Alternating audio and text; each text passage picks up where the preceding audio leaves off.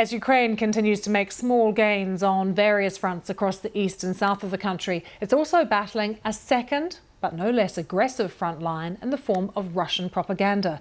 While disinformation has been used as a tactic since the war started back in 2014 when Moscow annexed Crimea, it is becoming increasingly targeted, honing in on Ukrainian frontline female soldiers in particular.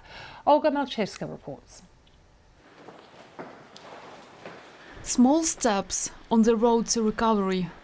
My name is Adriana. I'm a soldier, servicewoman. A female soldier and a special unit markswoman.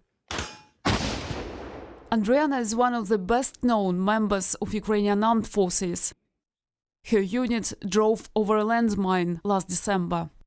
Russian media reported she had been killed, describing her death in graphic detail and calling her a Ukrainian Nazi. Националистка неоднократно публиковала. But we tracked Adriana down in Ukraine, in a hospital. We can't disclose its location for her safety.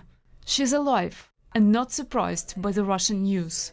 They published that I am without legs and without hands. Yes, and then I was killed by them. They are professionals in propaganda. I am alive and I will protect my country. Adriana, like many other Ukrainians, joined a volunteer battalion when Russia invaded Ukraine back in 2014. She spent a year with the Aidar battalion, which, like many of the others, was subsequently subsumed into the official army. Although not militarily trained, Adriana showed strong combat skills, including shooting.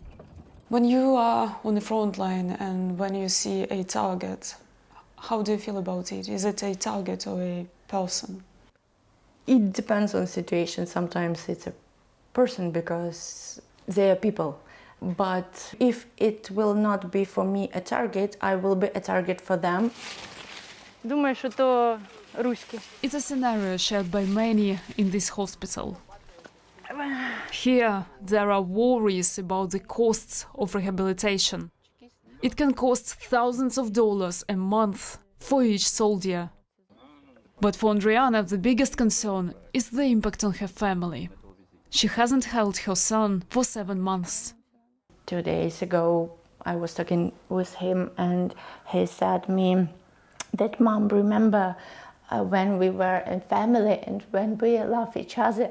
So after 2 years of absence of me and my dad, he tried to remember a period when we were a family and we love each other.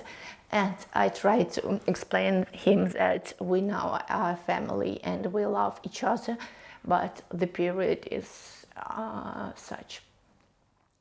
A normal family life is some way off. Adriana is now preparing to return to the front line. The price paid is already too high to give up. Olga Malchevska, BBC News.